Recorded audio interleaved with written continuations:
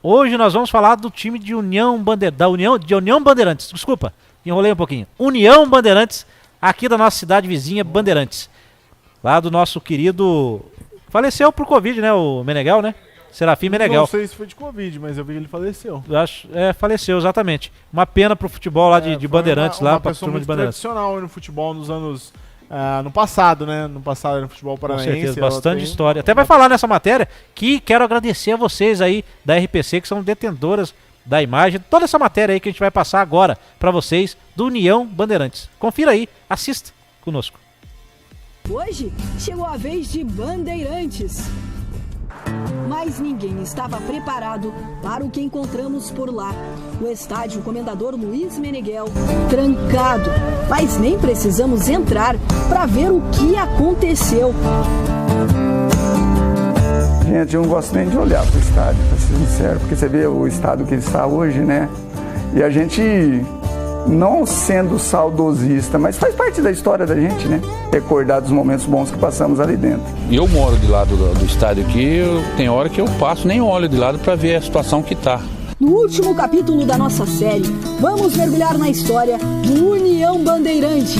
E falar do caçula milionário é lembrar dessa dupla caipira, Tião Abatiá e Paquito, ponto forte do União nas décadas de 60 e 70. É contar a história de Brandão, atacante que de lá saiu para o Coritiba e depois Olympique de Marseille da França. Brandão! União, Brandão! Sempre ele, Brandão! É saber que o clube teve como jogador e treinador ninguém menos que Milton Dessordi, campeão do mundo com a seleção brasileira em 1958. Então partiu de 58 a primeira seleção organizada do país. Mas acima de tudo é olhar o escudo do time, um bandeirante, e associar rapidamente com Serafim Meneghel. Um homem cheio de histórias, folclóricas, verídicas ou não, criaram a imagem de Serafim Meneghel.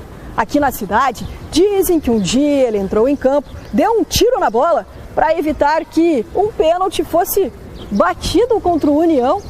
Mas essa história foi sugerida por um repórter da época para promover a vinda da dupla, Tião Abatiá e Paquito.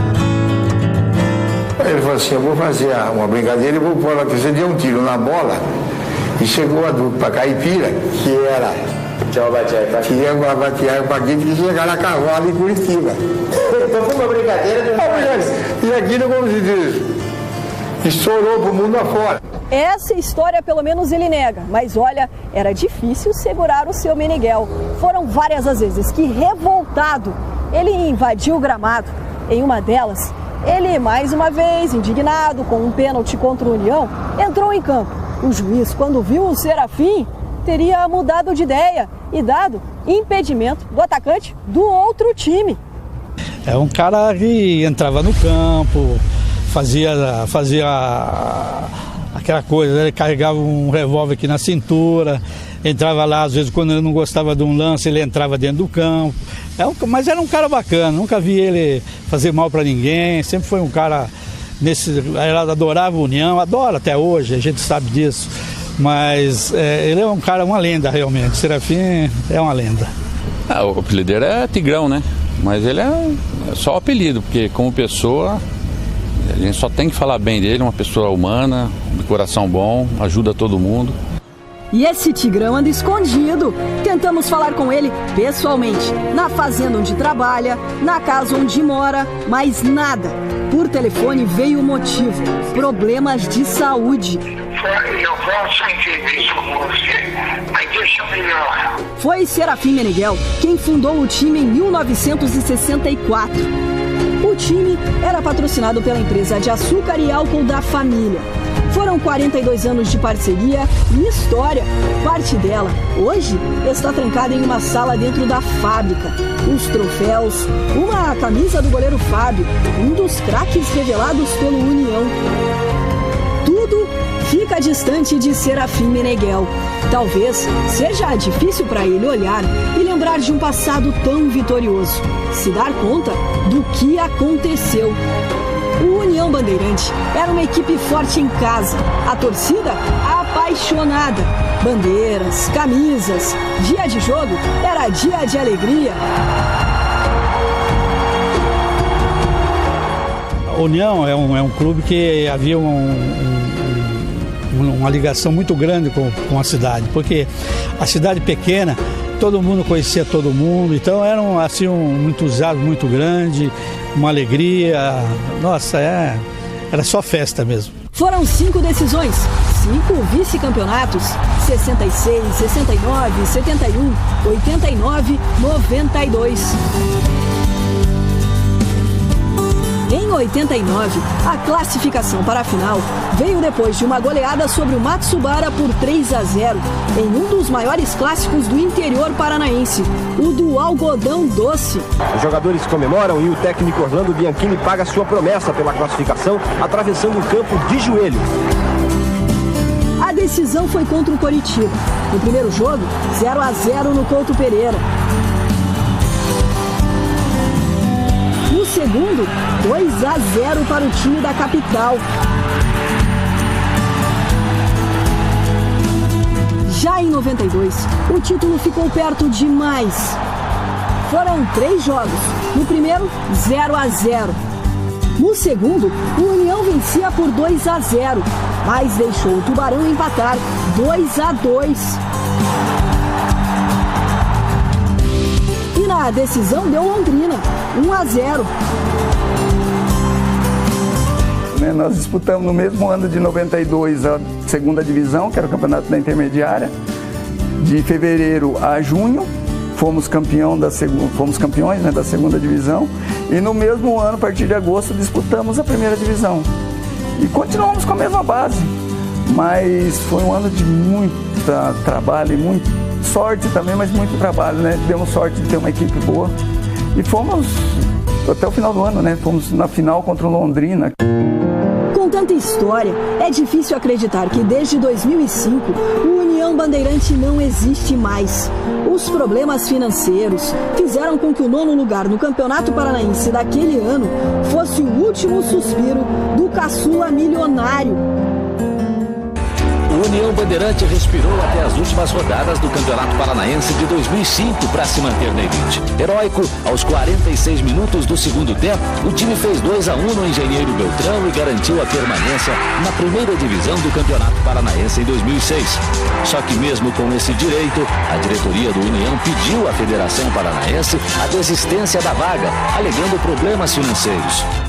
Isso é uma pena, porque poderia estar em atividade aí, revelando jogadores, mas hoje sabe como está o futebol, tá difícil. O ânimo na cidade era outro, porque a União chegou ao nível, por exemplo, do Londrina Esporte Clube hoje, um time muito bom, então fez muita falta.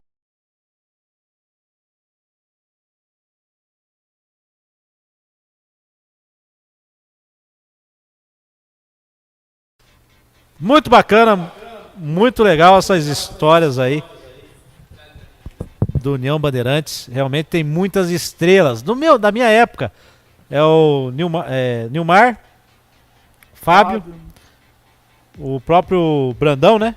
A gente ainda acompanhou um pouco. Mas, Matheus, você deu uma estudadinha a respeito do União Bandeirantes, um time sensação aí, pena que acabou em 2005 para 2006, mas acabou na primeira divisão do Paranaense. Destaque aí pra essa reportagem da Nádia, né? Uma repórter sensacional, do lado da RPC lá, agradecer a RPC aí por gente ter essas imagens. O União, né, como foi dito aí na reportagem, ele foi 8 vezes melhor do interior, né? 2 vezes campeão da segunda divisão e dentre essas 8 vezes melhor do interior, 5 vezes foi vice-campeão, né? Então, assim, é um currículo invejável, né? Um currículo de extrema grandeza, né?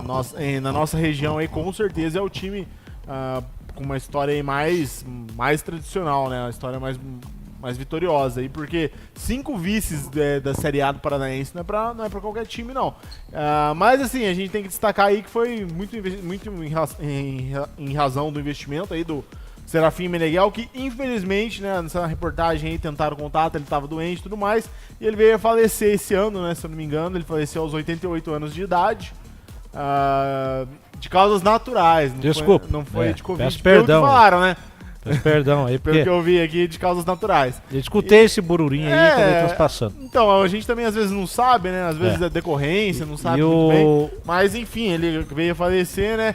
E o União, já desde 2006, ele, né, sumiu aí no futebol. É mais um dos times aí falecidos aí da nossa região do norte pioneiro. Eu percebi que na final contra o Curitiba, parece que os dois jogos foram no Couto Pereira. Que eu analisei ali na reportagem.